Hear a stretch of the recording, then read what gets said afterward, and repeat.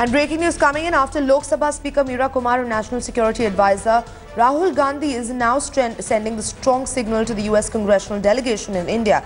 Rahul has refused to meet the American delegation to show his annoyance over the treatment meted out to the Indian Deputy Consul General Devyani Khobragade in the United States. Now remember, Devyani actually was strip searched and was put in prison with drug addicts and sex workers. And Rahul Gandhi actually sending out a strong signal there after Lok Sabha Speaker Meira Kumar and Shiv Shankar Menon refused to meet this delegation. And Karthikeya Sharma, political editor, now joining us on the phone line. Karthikeya, India actually registering their protest with the United States, this face-off actually becoming real, as Rahul Gandhi snubbing the US delegation, refusing to meet them after this harsh treatment, this brutal treatment was meted out to this diplomat. You see, this decision has been taken that informally they will give this message to the United States of America. The way the security apparatus has been treating Indian diplomats, Indian celebrities and people of importance. This issue was taken up a number of times but without any results. The exercise became fruitless. So I think without issuing a démarche or taking it up officially, this is a very unofficial way in which the signal is being given out that India does not like its diplomats being treated this way. And if it continues to go the way it has been in America, then it won't lead to downgrading of relationship, but somehow it will make them frosty, and India will ensure that the sort of excess which Indian diplomats had in our establishment will be downgraded. So I would say that this does not take place at level of formal exchange, but this has been done informally to send subtle but explicit message. Absolutely. And Karthikeya, we also understand that according to sources, the New York Police Department had said, a section of them had said that the entire incident was aimed at sending a message.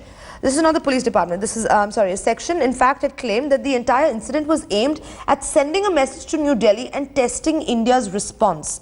Now, politically, how does this pan out? Now that Rahul Gandhi has decided, not to meet this US delegation. So this is actually a big call, because when Rahul Gandhi, the Vice President of the Congress, coming out and sending out the strong signal saying that he is not going to meet this US delegation that has come to India over the harsh treatment that has been meted out to Devyani.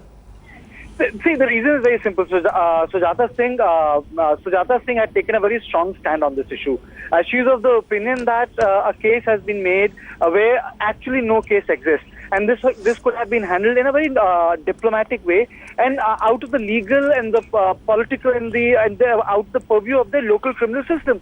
But to treat a diplomat under your criminal system who enjoys diplomatic immunity actually flouts norm. And India from past 4 to 5 years has been harboring this feeling that we are being treated differently, and the sort of treatment we give them in India is something which is very different from what they get in other countries. So I think this is a message which is being given to America is that there has to be reciprocity when it comes to diplomatic exchange. If the reciprocity is not maintained, then it will have an effect on the larger affairs. I think that is being done in a very subtle manner, but this, though it might be subtle, the message is loud and clear. Right, but more pertinent questions actually arising from this. For one, how does the world, particularly the United States, describe this so-called diplomatic immunity? And also, what about the Vienna Convention on consular relations? You see, a couple of times, what we have noticed is, and I think which is the bigger point, I think this was an immediate cause.